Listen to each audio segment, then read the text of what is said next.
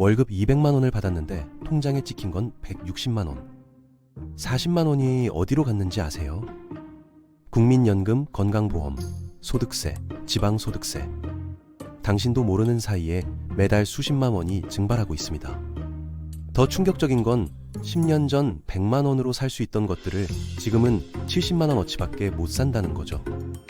물가는 오르고 월급은 제자리인데 세금은 꼬박꼬박 빠져나갑니다. 그런데 대부분의 사람들은 이 돈이 어떻게 굴러가는지조차 모른 채 평생을 삽니다. 오늘은 학교에서 절대 안 가르쳐주는 돈의 진짜 작동 원리에 대해 이야기해 보겠습니다.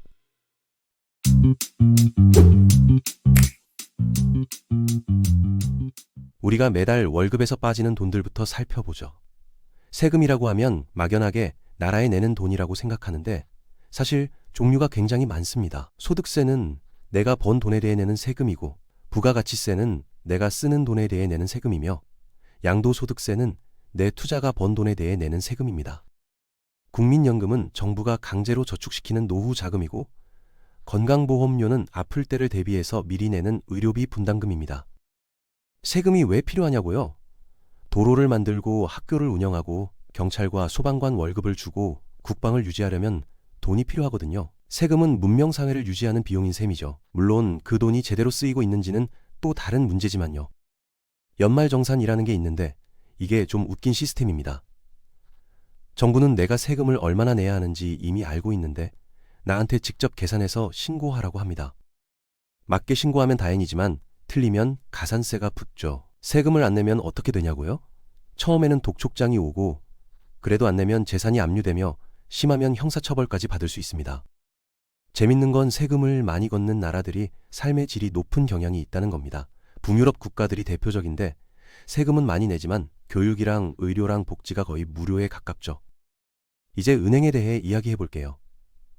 은행에 100만 원을 맡기면 그 돈이 금고에 안전하게 보관될 거라고 생각하시나요? 현실은 전혀 다릅니다. 은행은 그 돈의 대부분을 당장 다른 사람에게 빌려줘 버립니다. 이게 바로 부분지급 준비제도라는 건데, 은행은 고객이 맡긴 돈의 일부만 보관하고 나머지는 대출로 굴립니다. 왜 이게 가능하냐면 모든 고객이 동시에 자기 돈을 찾으러 오지 않을 거라고 가정하기 때문이죠. 2008년 금융위기 때 이 가정이 무너졌습니다. 은행이 망할 것 같으니까 사람들이 한꺼번에 돈을 찾으러 몰려들었고, 은행에는 그만큼의 돈이 없었던 거죠. 이걸 뱅크런이라고 합니다. 은행은 어떻게 돈을 버냐면 내가 맡긴 돈에는 연 2% 이자를 주면서 그 돈을 다른 사람에게 빌려줄 때는 연 5%를 받는 식입니다. 그 차이가 은행의 수익이 되는 거죠. 한국에서는 예금자 보호법 때문에 은행이 망해도 1인당 1억 원까지는 보장받을 수 있습니다. 그래서 큰 돈이 있으면 여러 은행에 나눠서 넣어두는 게 안전하죠. 은행을 쓰는 이유가 뭐냐면 일단 편하기 때문입니다. 카드 결제, 계좌 이체, 자동 납부, 이런 게 다 은행 계좌가 있어야 가능하고 현금을 집에 두는 것보다 안전하기도 하죠. 이자에 대해서 좀 더 깊이 들어가 볼게요. 이자는 돈을 빌리는 대가로 내는 비용이자 돈을 빌려주는 대가로 받는 보상입니다. 100만 원을 연 10% 이자로 빌리면 1년 후에 110만 원을 갚아야 하는 거죠. 이자에는 단리와 복리가 있는데 단리는 원금에만 이자가 붙고 복리는 이자에도 이자가 붙습니다. 이 차이가 시간이 지나면 어마어마해지거든요. 복리의 위력을 보여주는 유명한 예가 있습니다. 연 7% 복리로 투자하면 약 10년마다 원금이 2배가 됩니다. 20대에 1,000만 원을 넣어두면 60대가 됐을 때 1억 6천만 원이 되는 거죠. 반대로 복리가 적으로 돌아서면 끔찍해집니다. 카드값을 연체하면 연 20%가 넘는 이자가 붙는데 이게 복리로 굴러가면 빚이 눈덩이처럼 불어납니다. 요즘 20대에서 30대 사이에서 신용카드 연체율이 심각하게 높아지고 있다는 뉴스 보셨죠? 처음에는 50만 원 연체로 시작했는데 이자가 이자를 낳아서 몇 년 만에 수백만 원이 되는 경우가 많습니다. 그래서 이자는 양날의 검이에요. 투자할 때는 복리가 내 친구지만 빚을 질 때는 복리가 최악의 적이 됩니다. 핵심은 이자를 받는 쪽에 서느냐 내는 쪽에 서느냐입니다. 인플레이션 이야기를 안 할 수가 없죠.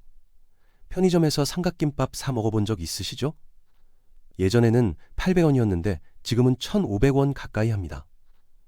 양은 줄었는데 가격은 거의 2배가 된 거예요. 이게 바로 인플레이션입니다. 물가가 오르는 게 아니라 돈의 가치가 떨어지는 겁니다. 같은 5만 원인데 예전보다 살 수 있는 게 줄어든 거죠. 인플레이션이 왜 생기냐면 여러 가지 이유가 있습니다. 돈이 너무 많이 풀리면 생기고, 물건 만드는 비용이 올라도 생기고, 사람들이 앞으로 물가가 오를 거라고 예상하면 그것만으로도 생깁니다. 코로나 때 정부가 돈을 엄청나게 풀었잖아요. 재난지원금도 주고 각종 지원 정책도 펼치고, 그래서 시중에 돈이 넘쳐났는데 물건을 만드는 공급망은 코로나 때문에 엉망이었습니다. 돈은 많고 물건은 적으니까 당연히 물가가 오를 수밖에 없었죠. 2022년에서 2023년 사이에 전 세계적으로 물가가 폭등한 이유가 이겁니다. 적당한 인플레이션은 사실 경제에 좋습니다. 연 2% 정도면 건강한 수준이라고 보죠. 문제는 인플레이션이 급등할 때인데, 그러면 월급은 안 오르는데 물가만 올라서 서민들 삶이 팍팍해집니다. 정부가 인플레이션을 잡으려면 어떻게 하냐면 금리를 올립니다. 금리가 오르면 대출이자 부담이 커지니까 사람들이 돈을 덜 쓰게 되고, 돈이 덜 돌면 물가 상승 압력이 줄어드는 거죠. 근데 금리를 올리면 부작용도 생깁니다. 집 살 때 받은 대출 이자가 올라가고 기업들도 투자를 줄이고 경기가 침체될 수 있거든요. 그래서 금리 조절은 굉장히 어려운 줄타기입니다. 경기 침체에 대해서도 알아야 해요. 경기 침체는 경제가 6개월 이상 연속으로 쪼그라드는 걸 말합니다. 일자리가 줄고 기업이 망하고 주가가 떨어지고 다들 허리띠를 졸라매는 시기죠. 경기 침체가 왜 오냐면 여러 원인이 있습니다. 금리를 너무 빨리 올려서 올 수도 있고, 전쟁이나 팬데믹 같은 외부 충격으로 올 수도 있고, 그냥 경제 사이클상 올 때가 돼서 올 수도 있습니다. 경제는 파티랑 비슷합니다. 호황일 때는 다들 신나게 돈을 쓰고 투자하고 고용하는데, 어느 순간 음악이 멈추면 다들 정신을 차리고 지갑을 닫기 시작하죠. 경기 침체가 무서운 이유는 악순환이 생기기 때문입니다. 기업이 어려우니까 사람을 자르고, 사람들이 일자리를 잃으니까 소비가 줄고, 소비가 줄으니까 기업이 더 어려워지는 거죠.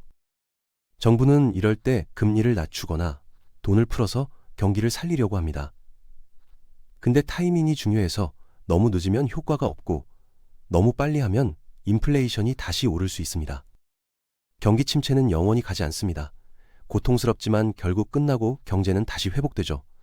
중요한 건 침체기를 어떻게 버티느냐입니다. 신용점수 이야기를 해볼게요.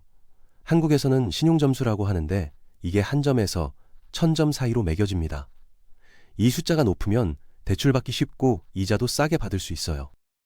신용점수가 뭐냐면 쉽게 말해서 이 사람한테 돈을 빌려줘도 되는지를 숫자로 표현한 겁니다. 점수가 높으면 돈을 잘 갚을 사람이라는 뜻이고, 점수가 낮으면 위험한 사람이라는 뜻이죠. 신용점수가 어떻게 매겨지냐면 대출금이나 카드값을 제때 갚았는지가 가장 중요하고, 현재 얼마나 빚이 있는지, 신용거래를 얼마나 오래 했는지도 봅니다. 재밌는 건 빚이 아예 없어도 신용점수가 낮을 수 있다는 거예요. 신용거래 기록이 없으면 이 사람이 돈을 잘 갚을지 판단할 근거가 없으니까요. 그래서 신용점수를 올리려면 오히려 신용카드를 쓰고 꼬박꼬박 갚는 게 좋습니다. 대출을 받고 연체 없이 상환하는 것도 도움이 되죠. 거래 실적을 쌓아야 점수가 올라가는 겁니다. 신용점수가 낮으면 어떻게 되냐면 대출이 안 되거나 금리가 훨씬 높아집니다. 전세대출 받을 때도 신용점수 보거든요. 점수 관리 안 하면 나중에 진짜 필요할 때 돈을 못 빌리게 됩니다. 카드값 연체는 절대 하면 안 됩니다. 며칠만 늦어도 신용점수에 기록이 남고, 한번 떨어진 점수를 올리려면 몇 년이 걸릴 수도 있거든요. 핸드폰 요금 연체도 신용점수에 영향을 줍니다. 자동이체에 설정해놓고 잊어버리는 게 제일 안전해요. 작은 금액이라도 연체 기록은 오래 남으니까요. 돈이라는 것 자체에 대해서도 생각해 볼 필요가 있습니다. 지갑에 있는 10,000원짜리 지폐 있잖아요. 이게 왜 10,000원의 가치가 있는 걸까요? 종이값은 몇 원도 안 되는데요. 돈은 사실 약속입니다. 이 종이를 가져가면 10,000원어치의 물건이나 서비스로 바꿔주겠다는 사회적 약속이죠. 모두가 그 약속을 믿으니까 돈이 작동하는 겁니다. 예전에는 금으로 돈의 가치를 보증했지만 지금은 그런 것도 없습니다. 그냥 정부가 이게 돈이라고 하고 사람들이 믿으니까 돈인 거예요. 비트코인 같은 암호화폐도 마찬가지입니다. 사람들이 가치가 있다고 믿으니까 가치가 있는 거죠. 원화랑 다를 게 없어요. 믿음이 사라지면 둘 다 휴지 조각이 될 수 있습니다. 정부가 돈을 너무 많이 찍으면 인플레이션이 오고, 너무 적게 찍으면 경제가 돌아가질 않습니다. 그래서 중앙은행이 통화량을 조절하는 거고, 이게 굉장히 중요한 역할이에요. 짐바브웨나 베네수엘라처럼 정부가 돈을 막 찍어낸 나라들은 화폐 가치가 폭락했습니다. 100조 짐바브웨 달러짜리 지폐가 실제로 있었어요. 투자에 대해서 이야기해 볼게요. 인플레이션 때문에 돈을 그냥 갖고 있으면 가치가 줄어든다고 했잖아요. 그래서 돈을 불려야 하는데 그게 투자입니다. 투자는 내 돈이 나 대신 일하게 만드는 겁니다. 내가 자는 동안에도 돈이 돈을 벌어오는 구조를 만드는 거죠. 물론 리스크가 있습니다. 주식은 회사의 일부를 사는 겁니다. 삼성전자 주식을 사면 삼성전자의 아주 작은 지분을 갖게 되는 거예요. 회사가 잘 되면 주가가 오르고 배당금도 받을 수 있죠. 채권은 정부나 기업에 돈을 빌려주고 이자를 받는 겁니다. 주식보다는 안전하지만 수익률도 낮은 편이에요. 펀드는 여러 주식이나 채권을 묶어놓은 상품인데 전문가가 대신 운용해 줍니다. 개별 종목을 고르기 어려우면 펀드로 시작하는 것도 방법이에요. 부동산 투자도 있죠. 집을 사서 세를 놓거나 땅을 사서 값이 오르길 기다리거나. 한국에서는 부동산이 가장 인기 있는 투자처 중 하나입니다. 투자에서 가장 중요한 건 시간입니다. 복리 효과를 누리려면 오래 투자해야 하거든요. 20대에 시작한 사람과 40대에 시작한 사람은 똑같은 금액을 투자해도 결과가 완전히 달라집니다. 부자들이 특별히 똑똑해서 부자가 된 게 아닙니다. 일찍 시작해서 오래 기다렸을 뿐이에요. 복리의 마법이 30년 동안 일하면 평범한 월급쟁이도 억대 자산을 만들 수 있습니다. 가치에 대해서도 짚고 넘어가야 합니다. 왜 의사나 변호사는 돈을 많이 벌까요? 그들이 제공하는 가치가 크기 때문입니다. 건강이나 법률 문제는 사람들이 큰 돈을 주고서라도 해결하고 싶어 하거든요. 반대로 누구나 할 수 있는 일은 가치가 낮습니다. 대체할 사람이 많으니까요. 돈을 많이 벌고 싶으면 대체 불가능한 가치를 만들어야 합니다. 브랜드도 가치의 일종입니다. 구찌 가방이랑 동대문 가방이랑 품질 차이가 100배 나진 않는데 가격은 100배 차이가 나죠. 사람들이 구찌에 더 높은 가치를 부여하기 때문입니다. 결국 부자가 되는 방법은 간단합니다. 다른 사람들이 원하는 가치를 많이 제공하면 됩니다. 그게 기술이든 지식이든 서비스든 콘텐츠든 상관없어요. 마지막으로 시간에 대해 이야기할게요. 시간은 누구에게나 하루 24시간으로 똑같이 주어지는데 결과는 천차만별입니다. 왜 그럴까요? 대부분의 사람들은 시간을 돈으로 바꿉니다.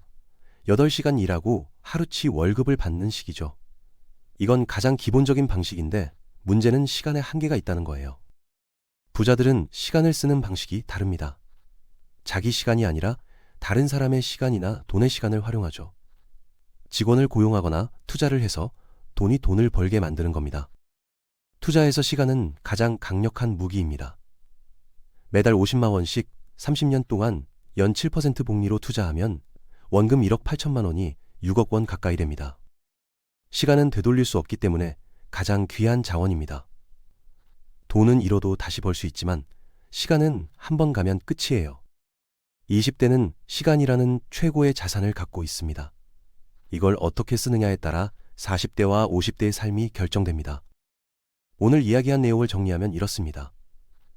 세금은 피할 수 없지만 이해하면 절세할 수 있고, 은행은 내 돈을 지켜주는 게 아니라 굴려서 돈을 버는 곳입니다. 이자는 내 편이 될 수도 있고 적이 될 수도 있으며, 인플레이션은 가만히 있으면 내 돈을 갉아먹고, 신용점수는 미래의 금융생활을 좌우합니다. 돈은 결국 약속이고 믿음이며, 투자는 시간을 내 편으로 만드는 방법이고 가치를 창출하는 사람이 돈을 법니다. 시간은 가장 소중한 자원이니까 지금부터 현명하게 쓰세요.